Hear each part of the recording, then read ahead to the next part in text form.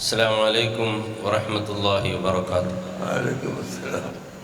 ആദരണീയരായ ഉസ്താദ് അവറുകൾ, സി ഉസ്താദ്, വലിയപ്പള്ളി ഉസ്താദ്, കാഫിൻ്റെ സന്തതികൾ,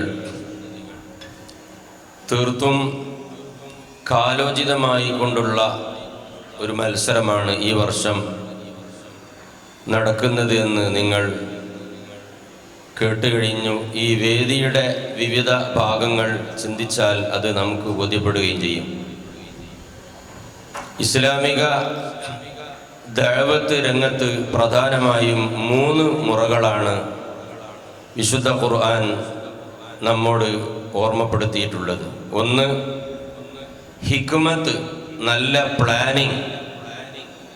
2, വ്യക്തിഹത്യ ഇല്ലാത്ത, ആരെയും മുറിവേൽപ്പിക്കാത്ത, മനസ്സിനെ വല്ലാതെ തട്ടുന്ന നല്ല വഅദ്.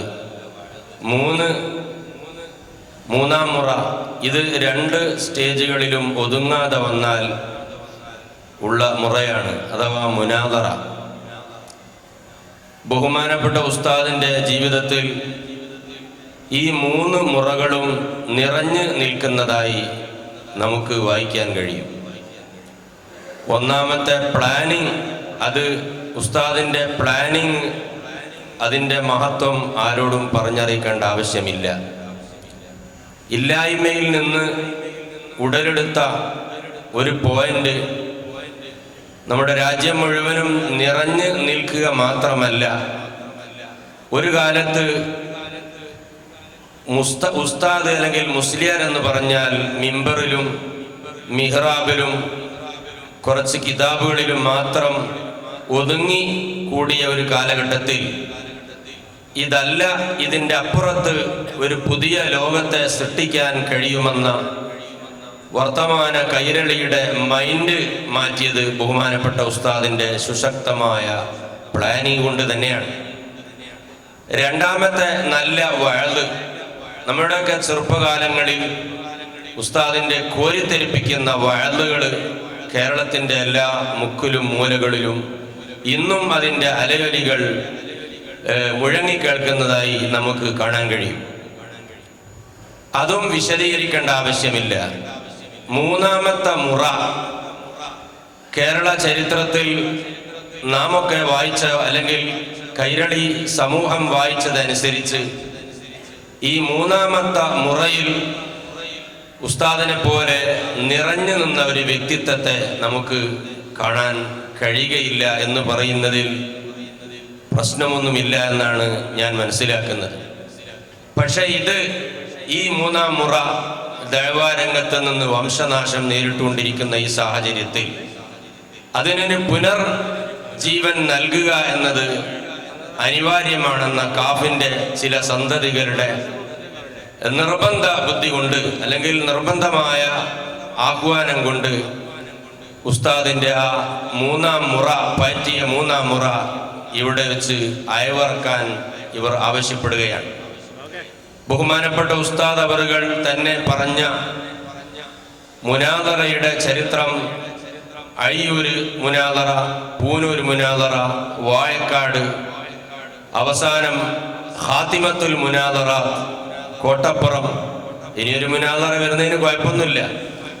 കോട്ടപ്പുറം, ഈ 3 മുനാദറകളിൽ നമ്മൾ വായിച്ചതും കേട്ടതും അനുസരിച്ച് എന്തുകൊണ്ടും റിസൾട്ട് കൂടുതൽ സമ്മാനിച്ച ഒരു മുനാദറയാണ് അഴിയൂർ മുനാദറ. അതുകൊണ്ട് ഈ വരും തലമുറക്ക് വേണ്ടി വംശനാശം നേരിട്ടുകൊണ്ടിരിക്കുന്ന മുനാദറ ഫന്ന് ഒന്ന് പുനർജീവൻ നൽകാൻ ഉസ്താദിൻ്റെ ഈ മുനാദറകളുടെ സ്മരണകൾക്ക് കഴിയട്ടെ എന്ന് ആശംസിച്ചുകൊണ്ട് അഴിയൂർ മുനാദറയുടെ പശ്ചാത്തലവും ആരൊക്കെയാണ് അതിൽ പങ്കെടുത്തതെന്നും എങ്ങനെയായിരുന്നു ഉസ്താദ് ഗോൾ കീപ്പർ ആയതെന്നൊക്കെ ഈ സമുദായത്തിനറിയാൻ താല്പര്യമുണ്ട്.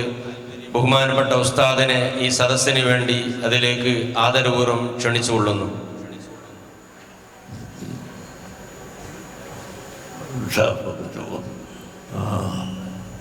ബിസ്മില്ലാഹിർ റഹ്മാനിർ റഹീം. അൽഹംദുലില്ലാഹി റബ്ബിൽ ആലമീൻ. والصلاة والسلام على سيدنا محمد وعلى آله وأصحابه أجمعين.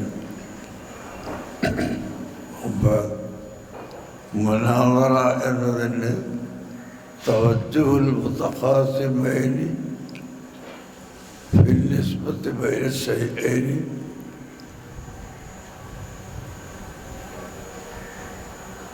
എന്നാണ് പണ്ഡിതന്മാർ പറഞ്ഞ താരീഫ്. توجه المتخاصمين في النسبة بين الشيئين إظهارا للصواب. ഒരു വിഷയത്തിൽ സവാബ് ഏതാണെന്ന് അറിയാതെ ഇരിക്കുമ്പോൾ രണ്ട് ആളുകളോ അല്ലെങ്കിൽ രണ്ട് വിഭാഗം ആളുകളോ അതിലുള്ള സവാബ് അറിയാൻ വേണ്ടി ചർച്ച നടത്തുക എന്നാണ്. പക്ഷെ ആ താരീഫുകളുടെ കാലവും ഈ കാലവും തമ്മിൽ വ്യത്യാസമുണ്ട്. അവിടെ രണ്ട് കക്ഷിക്കും സവാബ് ഏതാണെന്ന് തിരിയാതെ ഇരിക്കുന്ന കാലഘട്ടത്തിലാണ് ആ പാട്. ഇപ്പോൾ നടക്കുന്ന വാദപ്രതിവാദം മുനാദറ അങ്ങനെയല്ല. ഹക്കും ബാത്തിലും അഹ്ലുസുന്നത്ത് വൽ ജമാഅത്തിൻ്റെ ആശയം ഹക്കാണെന്നും അല്ലാത്തതൊക്കെ ബാത്തിലാണെന്നും ഉറപ്പുള്ളത് കൊണ്ട് ഇദ്ഹാറുൽ സവാബ് എന്നാൽ സവാബായ ഹക്കായ അഹ്ലുസുന്നത്ത് വൽ ജമാഅത്തിൻ്റെ ആശയം മറ്റുള്ളവർക്ക് വെളിവാക്കി കൊടുക്കാൻ വേണ്ടി എന്നാണ് ഈ വാക്കിൻ്റെ അർത്ഥം വരുന്നത്. അല്ല പഴയ കാലത്ത് ഉള്ളതുപോലെ ഈ രണ്ടാൾ ചർച്ച ചെയ്ത് അതിൽ നിന്ന് ദലീലുകൾ നിരത്തി ഏതൊരു കക്ഷിക്ക് സവാബ് വെളിവാകാൻ എന്ന് ഇപ്പോൾ ആ താരീഫിന് അർത്ഥം ഇല്ല. പഴയ അർത്ഥവും ഇപ്പോഴുള്ള അർത്ഥവും തമ്മിൽ ഈ താരീഫിന് വ്യത്യാസമുണ്ട്. ഇപ്പോഴത്തെ അർത്ഥം ഇദ്ഹാറൽ സവാബ്, അതിൽ അഹ്ലുസുന്നത്ത് വൽ ജമാഅത്ത് മാത്രമാണ് സവാബ്. ആ സവാബിനെതിരായി വരുന്ന കക്ഷികൾ ബാത്തിലാണ് പറയുന്നത് എന്നും അഹ്ലുസുന്നത്ത് വൽ ജമാഅത്താണ് സവാബ് പറയുന്നതെന്നും ജനങ്ങൾക്ക് മനസ്സിലാക്കി കൊടുക്കാൻ വേണ്ടി എന്നാണ്. അതിനുവേണ്ടി നമ്മുടെ സുന്നത്ത് ജമാഅത്തിൻ്റെ പണ്ഡിതന്മാർ ധാരാളം മുനാദറകൾ ഇവിടെ നടത്തിയിട്ടുണ്ട്. ബഹുമാനപ്പെട്ട മർഹൂം ഇ.കെ. ഹസൻ മുസ്ലിയാർ അവരുകളാണ് ആ മുനാദറയുള്ള പേടി ആലിമീങ്ങൾക്ക് തീർത്തു കൊടുത്തത്. സുന്നത്ത് ജമാഅത്തിൻ്റെ ആലിമീങ്ങൾക്ക് മുനാദറ എന്ന് പറഞ്ഞാൽ അത് പേടിയായിരുന്നു. ആ പേടിയുള്ള തീർത്ത് എനിക്കും പേടി തീർത്തത് ഹസൻ മുസ്ലിയാർ തന്നെയാണ്. അങ്ങനെ ഒരു പേടി ഞാൻ ഹസൻ മുസ്ലിയാരോട് ഒരിക്കൽ ചോദിച്ചു, ഈ മുനാദറ ഇങ്ങനെ നമ്മൾക്ക് എന്താണ് അവർ ചോദിക്കുക എന്നുള്ളത് അറിയില്ലല്ലോ, അപ്പോൾ നമ്മൾ പരാജയപ്പെട്ടു പോകരുത്. അതിന് അദ്ദേഹം എന്നോട് പറഞ്ഞ മറുപടി, ഒന്ന് നാം പറയുന്നതും മനസ്സിലുള്ളതും ഒന്നായിരിക്കണം. മനസ്സിലുള്ള വിശ്വാസം തന്നെ പറയാൻ പാടുള്ളൂ. മനസ്സിലൊന്നും വെച്ച് വേറെ ഒന്ന് സംസാരിച്ചാൽ നമ്മൾ തോറ്റു പോകും. നമ്മുടെ മനസ്സിൽ ഉള്ള അതെ നമ്മൾ വിശ്വസിക്കുന്ന ഉറച്ച വിശ്വാസം തന്നെ ആയിരിക്കണം അവരെ മുമ്പിൽ പറയുന്നത്. എന്നിട്ട് അതിൻ്റെ ദലീലുകളും രേഖകളുമെല്ലാം നമ്മൾ പഠിച്ചിരിക്കുകയും വേണം. എന്നാൽ നമ്മൾ സുന്നി ഉലമാക്കളിൽപ്പെട്ട ചില ഉസ്താദുമാർക്ക് ഒരു അഭിപ്രായം, ഹസൻ മുസ്ലിയാറും കൂട്ടരും ഇവിടെ ഇസ്തിംബാത്ത് ചെയ്ത് പുതിയ മസാല അങ്ങനെ പുറപ്പെടുവിക്കുകയാണ് എന്ന്. അപ്പോൾ ബഹുമാനപ്പെട്ട ഹസൻ മുസ്ലിയാർ ഒരു ദിവസം ആ ഉസ്താദന്മാരെ വിളിച്ചിട്ട് പറഞ്ഞു, നിസ്കാരം 5 വഖത്താണെന്ന് ഇജ്മാഅ് കൊണ്ട് സ്ഥിരപ്പെട്ടതാണല്ലോ. 5 വഖത്ത് ഇല്ല നിസ്കാരം എന്ന് ഒരാൾ പറഞ്ഞാൽ അവൻ ഇസ്ലാം മതത്തിൽ നിന്ന് പുറത്തു പോകും. അപ്പം അതിന് ആ ഇല്ലാതെ പറയുന്ന ഒരുത്തൻ മുർത്തദ്, അവൻ ആയത്തും ഓതി ഇങ്ങോട്ട് വന്നാലോ, ഖുർആൻ ആയത്ത് ഓതിയിട്ട് ഇങ്ങോട്ട് വന്നാൽ അവനോട് നമ്മൾ ഇവിടെ ആയത്തില്ല, നമ്മളിൽ 10 പേരുണ്ട് എന്ന് പറഞ്ഞാൽ ഓതികയോ? അപ്പോൾ അതിന് ആയത്ത് തന്നെ കൊടുക്കണ്ടേ, വേണമല്ലോ.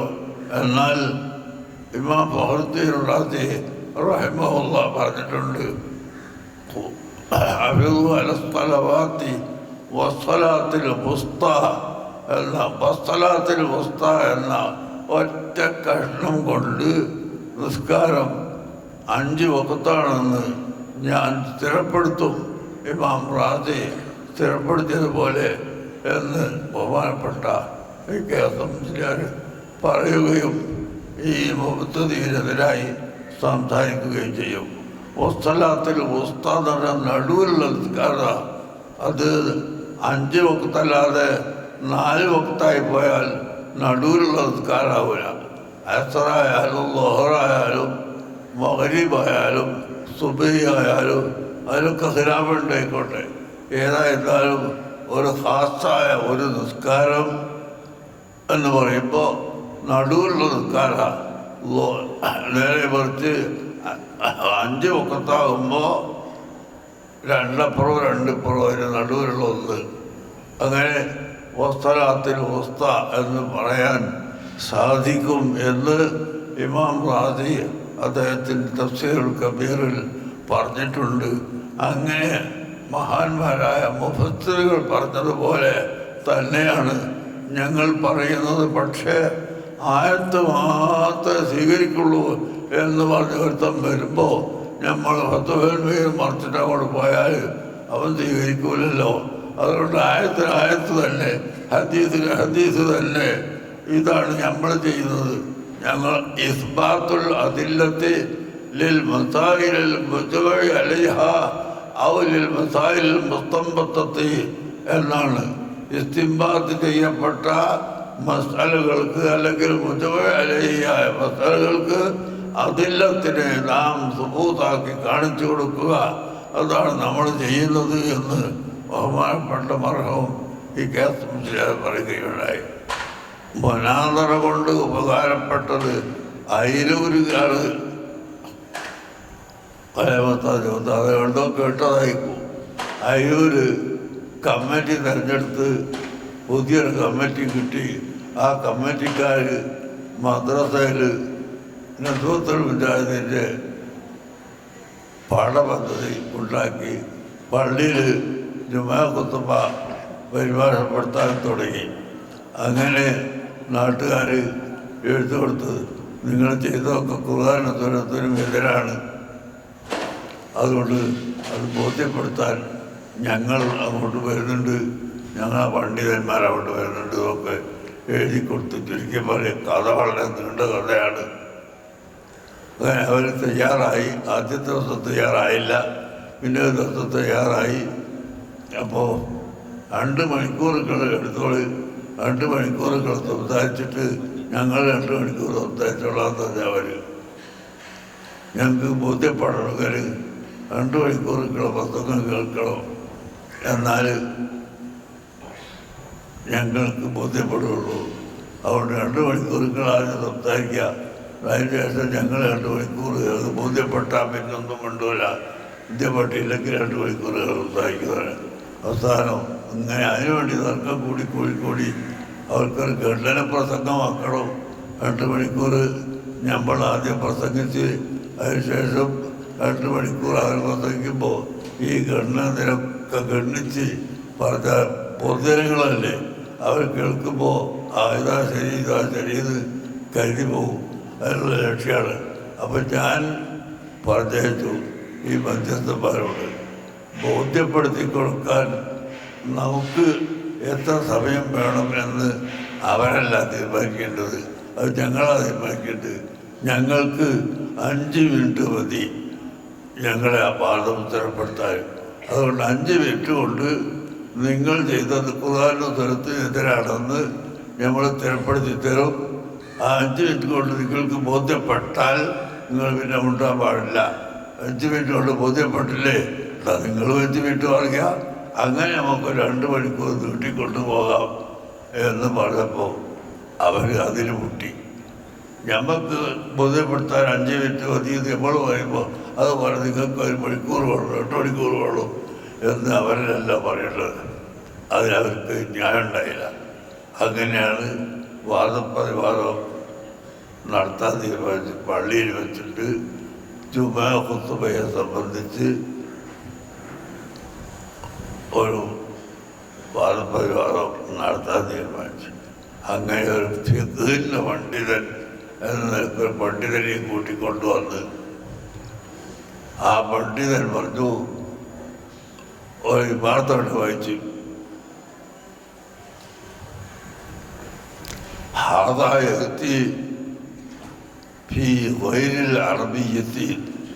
ഖാദി ഹുസൈൻ തങ്ങളോട് ചോദിക്കപ്പെട്ടു, മൽ ഫായിദത്തു ഫിൽ അറബിയത്തി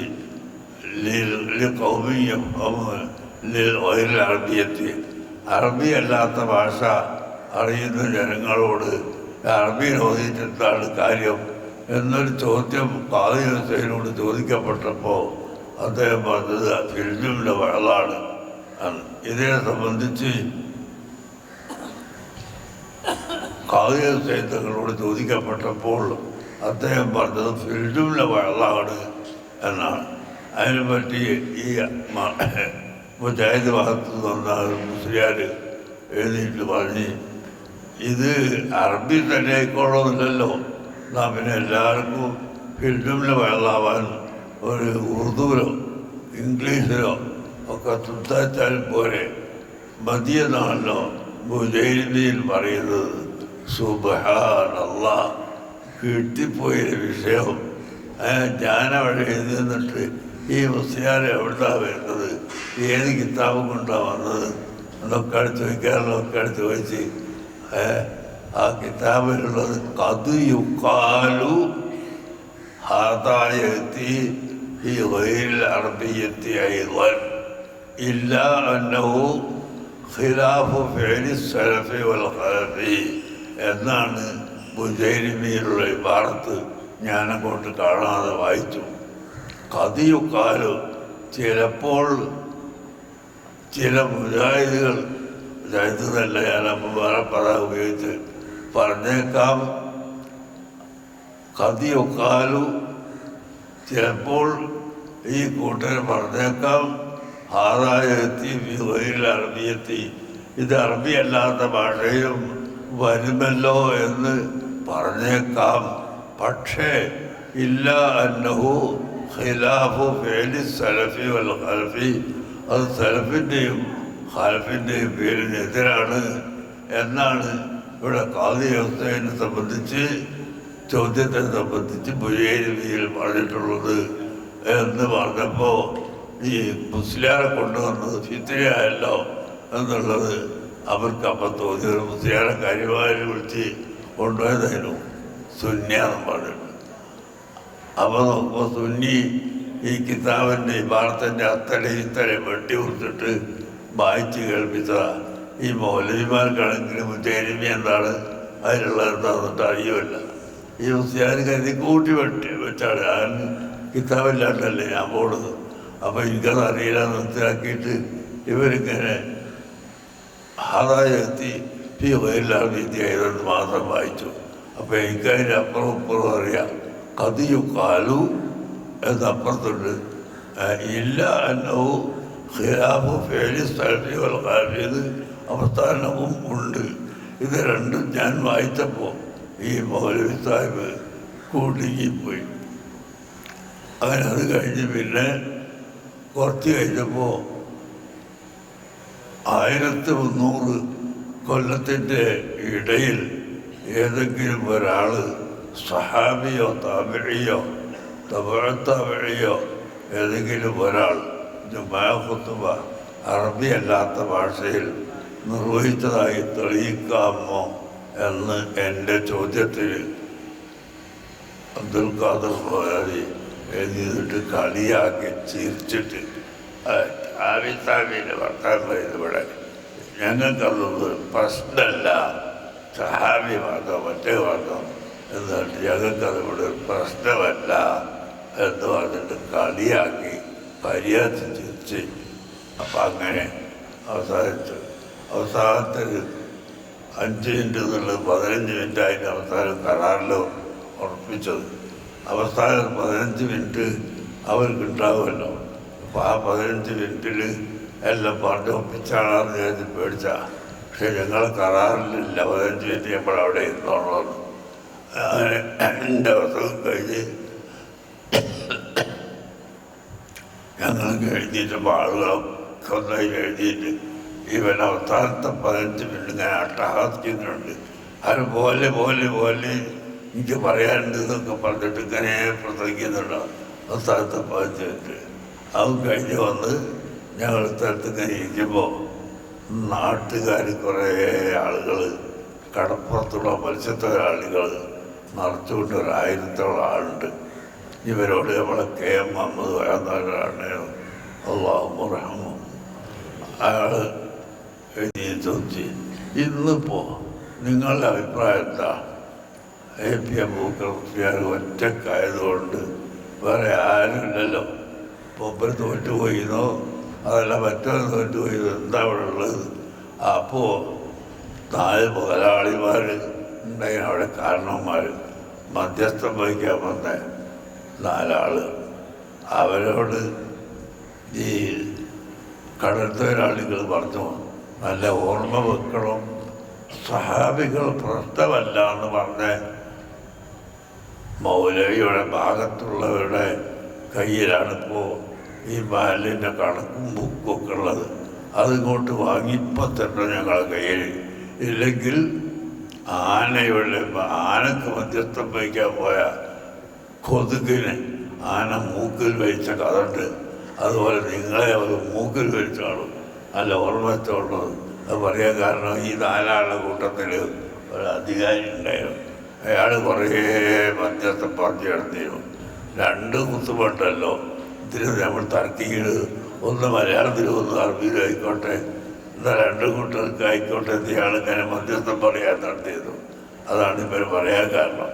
ഏതായാലും പേടിച്ച് പറിച്ചിട്ട് 4 ആളും അപ്പം തന്നെ എഴുതിയിട്ട് പോയി ഈ ജമാഅത്തെ ഇസ്ലാമിക്കാരോട് മുജാഹിദുകാരോടും ഈ കണക്കും ബുക്കും രേഖകളൊക്കെ വാങ്ങി കൊണ്ടുവന്ന് എൻ്റെ കയ്യിൽ തന്ന്, അങ്ങനെ ഞാൻ ആ ബുക്ക് സുന്നികളെ കയ്യിൽ കൊടുത്ത് പോന്ന്.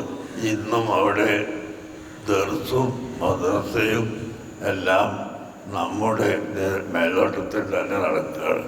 ഒരു 10-20 കൊല്ലത്തോളമായി പോയി.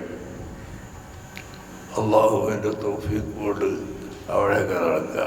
പാലക്കാട് പൂടൂർ വാദപ്രതിവാദം വരുന്ന അവിടെയാണ് ബഹുമാനപ്പെട്ട മടവൂര് CM വലിയുള്ളാഹി അവർകളെ പോയി കണ്ടത് ആരംഭിക്കണം വിചാരിച്ച് ഞാൻ 3-4 സ്ഥലത്ത് പോയി, എവിടെയും കണ്ടില്ല. അങ്ങനെ ഞങ്ങളെല്ലാവരും കൂടി പാലക്കാട്ട് പോയി മഞ്ഞംകുളത്ത് പോയി സിയാറത്ത് ചെയ്ത് അങ്ങോട്ട് ഇറങ്ങിയപ്പോൾ CM വലിയുള്ളാഹിയുടെ ഖാദിമായ അബ്ദുറഹ്മാൻ മടവൂർക്കാരന് അയാൾ വന്നിട്ട് സലാം പറഞ്ഞു. എന്നെ CM വലിയുള്ള പറഞ്ഞതാണ്, നിങ്ങളോട് സലാം പറയാൻ ഏൽപ്പിച്ചിട്ടുണ്ട്, വാദപ്രതിവാദം ചെയ്തോളൂ, വാദപ്രതിവാദം ജയിക്കും എന്ന് പറഞ്ഞിട്ടുണ്ട്. ഈ വിവരം പറഞ്ഞ് എന്നെ മടവൂരത്ത് അയച്ചതാണ്.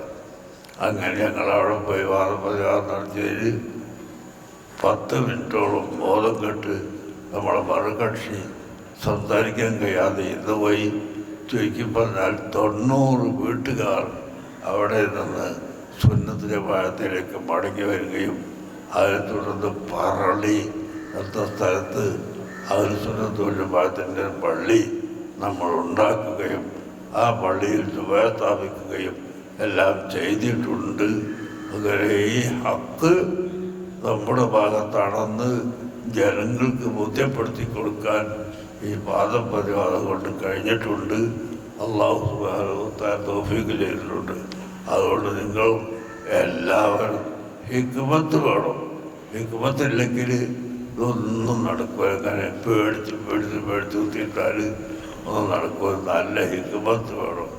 അതാണ് നേരത്തെ പറഞ്ഞ 3 വിഷയം. ഉദ്ഉ ഇലാ സബീലി റബ്ബിക ബിൽ ഹിക്മത്തി വൽ മൗഇദത്തിൽ ഹസനത്തി വജാദിൽഹും ബില്ലത്തി ഹിയ അഹ്സനു എന്ന 3ാമത്തെ ചീത്ത ജാതിതര മുജാദലയല്ല, അവിടെ മുനാദറയാണ്. അതുകൊണ്ട് ഉദ്ദേശം അത് കോട്ടപ്പുറം സംവാദം കഴിഞ്ഞതിന് ശേഷം സുന്നികൾ പിന്നെ സംവാദത്തിന് വെല്ലുവിളിച്ചിട്ടില്ല എന്ന് ഈയിടെ ഒരു മുജാഹിദ് മൗലവി പറയുകയുണ്ടായി. കോട്ടപ്പുറം സംവാദത്തിൻ്റെ ചരിത്ര പശ്ചാത്തലവും അതിലെങ്ങനെയായിരുന്നു ഉസ്താദ് ഹീറോ ആയി സെലക്ട് ചെയ്യപ്പെട്ടതെന്നോ, മുജാഹിദുകൾ മാറി മാറി 10ഓളം പ്രഭാഷകർ അണിനിരന്നിട്ടും 3 ദിവസം നിന്ന് പൊരുതിയ ഉസ്താദിൻ്റെ പവറിൻ്റെ പിന്നിലെ രഹസ്യവും ഈ സാമാജികർക്കറിയാൻ ഏറെ താല്പര്യമുണ്ട്.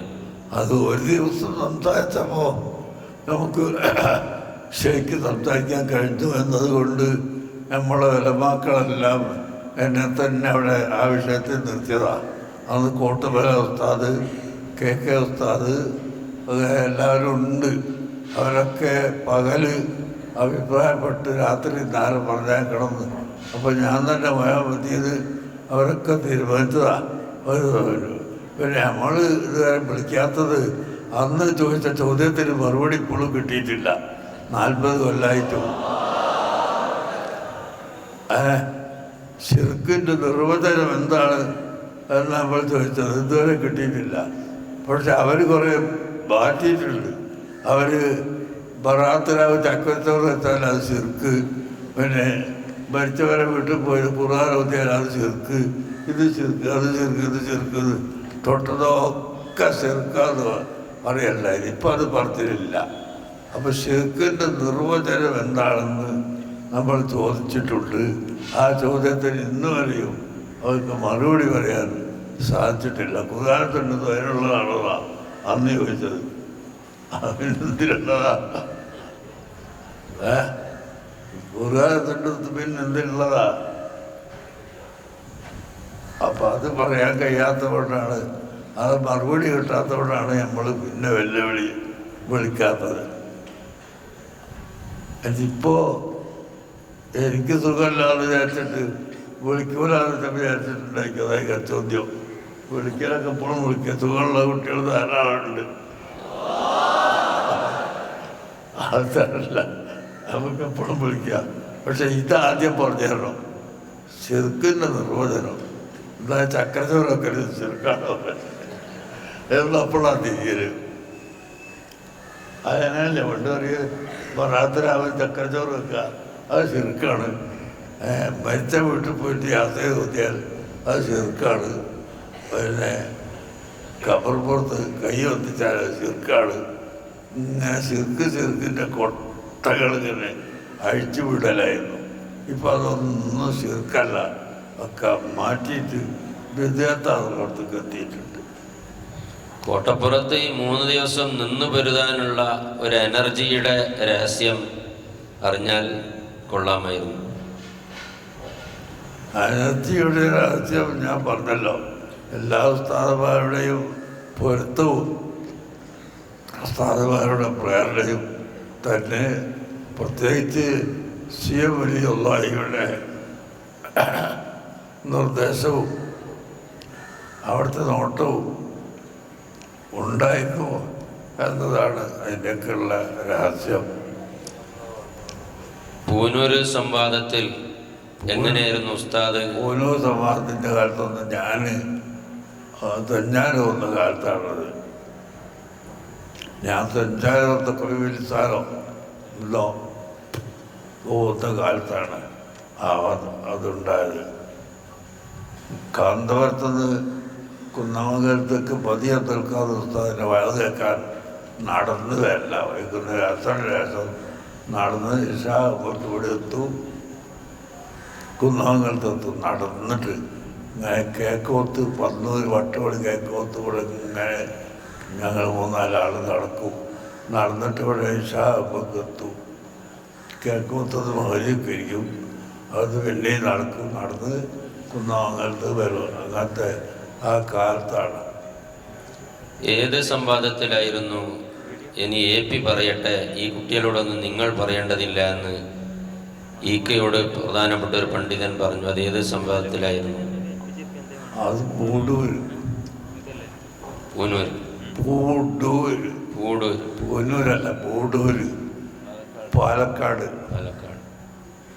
അതിൻ്റെ ചെറിയ വിവരണം. അതിൻ്റെ വിവരണം തന്നെ അവര്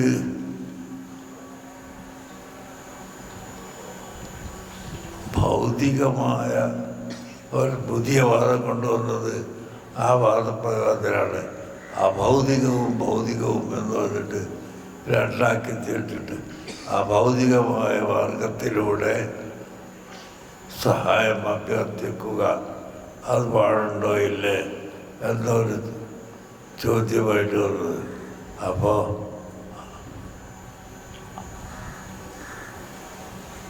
അതിങ്ങനെ വേണ്ടാത്ത ഓരോന്ന് പറഞ്ഞു കൊടുക്കുമ്പോൾ ശംസുലമ ആൾപ്പുറത്ത് മറുപടി പറയേണ്ടത് മൂപ്പരതിൽ ഹക്കായിട്ടുള്ള മറുപടി ഒന്നോ രണ്ടോ കലിമത്ത് കൊണ്ട് പറഞ്ഞ് അത് ഇരിക്കും. അപ്പോൾ ബാക്കിയുള്ള ടൈമും കൂടി അവരെടുത്തിട്ട് ചോദ്യം ഒരു പ്രസംഗമാക്കി മാറ്റി ഇങ്ങനെ കൊണ്ടുപോകാം. അപ്പോൾ മൂപ്പർക്ക് ഈ പുള്ളന്മാർ പറയുന്നതൊക്കെ പറയാൻ പാടില്ലല്ലോ. അതുകൊണ്ട് വാഴയമ്പലത്താത് പറഞ്ഞ് നിങ്ങൾ അവരെ ആ വാക്കിനൊന്നും മറുപടി പറയാൻ പോണ്ട. അപ്പം ഞാൻ പിന്നെ വേഗം എന്നെ ഏൽപ്പിച്ചപ്പോൾ ഞാൻ ഭൗതികമൊന്നുമില്ല, ഇവർ ഉദ്ദേശിച്ച അർത്ഥം എനിക്കറിയാമെങ്കിലും ഞാൻ പറയും ഭൗതികമായ കാര്യത്തിലൊക്കെ ഇപ്പം നിങ്ങൾ സമ്മതിച്ചല്ലോ. ഒരു കുട്ടിയെ കിട്ടണം, മഴ കിട്ടണം, രോഗം മാറണം, ഇതൊക്കെ ഭൗതികമാണ്. ഇതിലൊക്കെ നിങ്ങൾക്ക് സംശയമില്ല. പിന്നെ അഭൗതികം എന്ന് പറഞ്ഞു കഴിഞ്ഞാൽ സ്വർഗം കിട്ടണം, അതാ. അതപ്പോൾ പിന്നെ ആലോചിക്കുക, ഇതിലൊക്കെ തീരുമാനമായല്ലോ. മഴ കിട്ടണം, മമ്പർത്ത് വെച്ച് കൊടിയെടുത്താൽ ചെറുക്കുന്നല്ലേ നിങ്ങൾ പറയൽ. ഇപ്പോൾ മമ്പർത്ത് വെച്ച് കൊടിയെടുക്കാം, അത് ചെറുക്കല്ല, അത് ജായിതാകുമ്പോൾ സംബന്ധിച്ചില്ലേ. എന്തായാലും ഉദ്ദേശിച്ചപ്പോൾ ഞങ്ങളാർത്തല്ല ഉദ്ദേശിച്ചത് ഇങ്ങനെ കുളിക്കും. നിങ്ങൾ ഉദ്ദേശിച്ചല്ല, ജനങ്ങളൊക്കെ ഇരിക്കുന്നത്. ഇവർക്കൊക്കെ അറിയാം ഭൗതികമൊന്നും ദുന്യാവുമായി ബന്ധപ്പെട്ട് എന്നാണ് അതിനകത്തത്. അഭൗതികം എന്ന് പറഞ്ഞാൽ അല്ലാത്തത് എന്ന് പറയുന്ന മനുഷ്യരായി ഇരിക്കുന്നത്. നിങ്ങൾ ഈ മനുഷ്യരെല്ലാവരും കൂടി വേണ്ടിയാക്കണ്ടെന്ന് കൂട്ടി പറഞ്ഞപ്പോൾ അന്നൊക്കെ ഇങ്ങനത്തെ കൂറ്റല്ലല്ലോ, നല്ല കൂറ്റല്ലേ ഉള്ളല്ലോ. അന്ന് നല്ല കൂറ്റാണല്ലോ. വാഴക്കാട് ചേകന്നൂരായിട്ടുള്ള സംവാദത്തിൽ ചേകന്നൂര് ജയിച്ചു എന്ന് ചില ആളുകളൊക്കെ പറയാറുണ്ട്.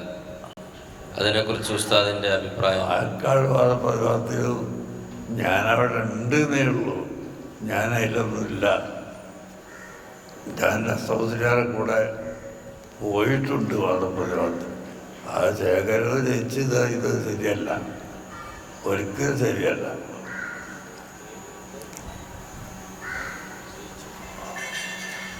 നമ്മുടെ കണ്ണീത്തുസ്താദും ഉണ്ടായിരുന്നു. നമ്മുടെ തുണികളുടെ ഭാഗത്ത് കണ്ണീർ താമസിച്ച് പ്രസിഡന്റ് ആയിരുന്നെ ഈ കേസമില്ലാണ് നമ്മുടെ തുണികളുടെ ഭാഗത്ത് സംസാരിച്ചത്. ചേകനൂർ മുജാഹിദായ കാലത്താണ്. ഈ ചേകനൂർ വാദമായിട്ട് വരുന്നതിന് മുമ്പ്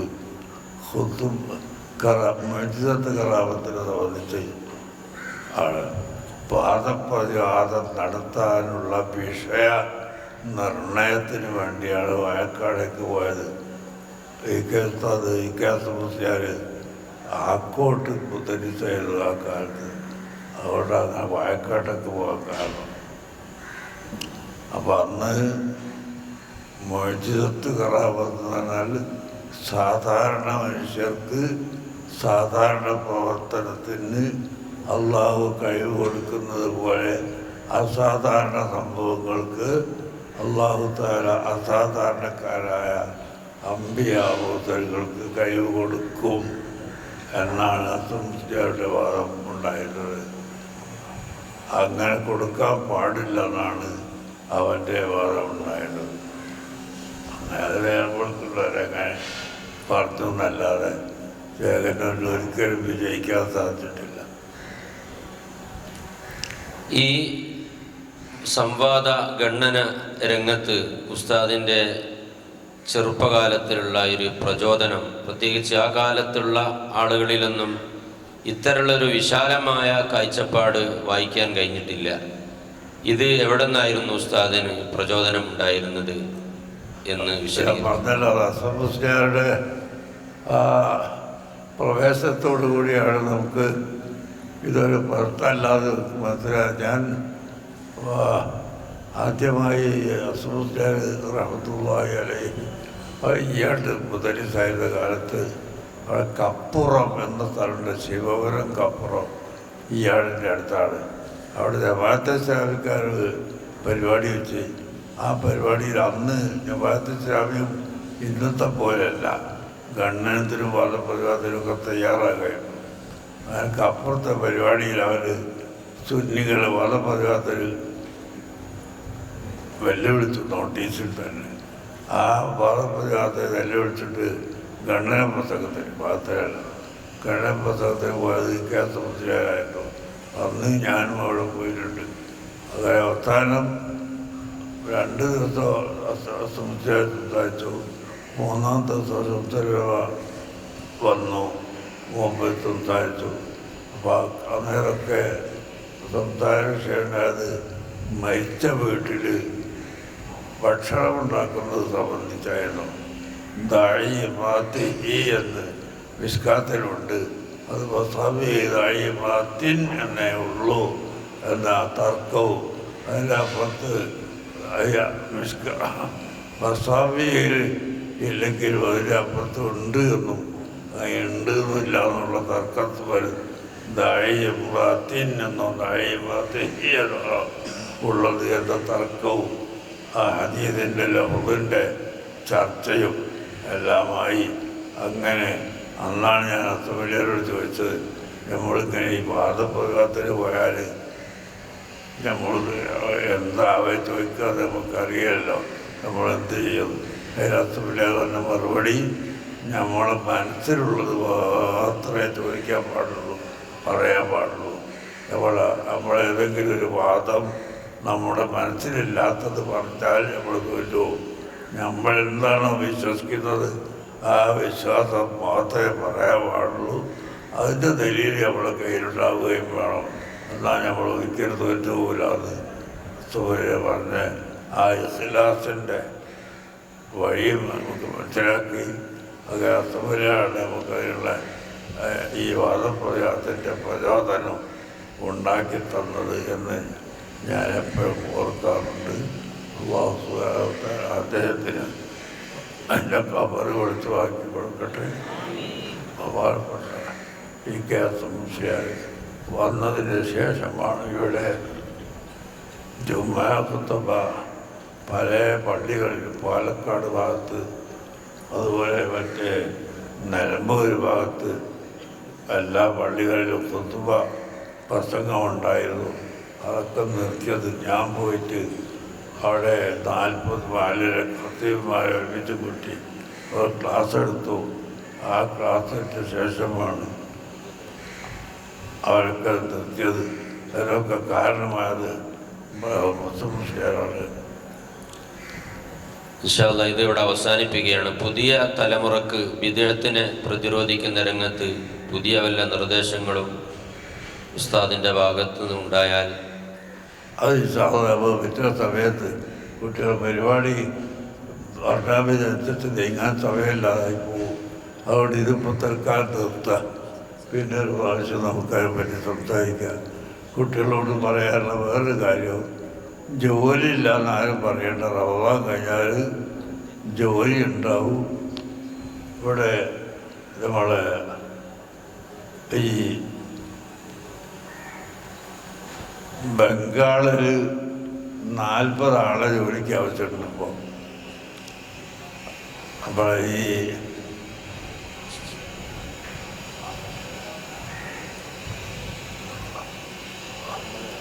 അവിടെ ട്രെയിൻ പോകുന്ന ലൈനില്ലേ, ഏത് ലൈന്,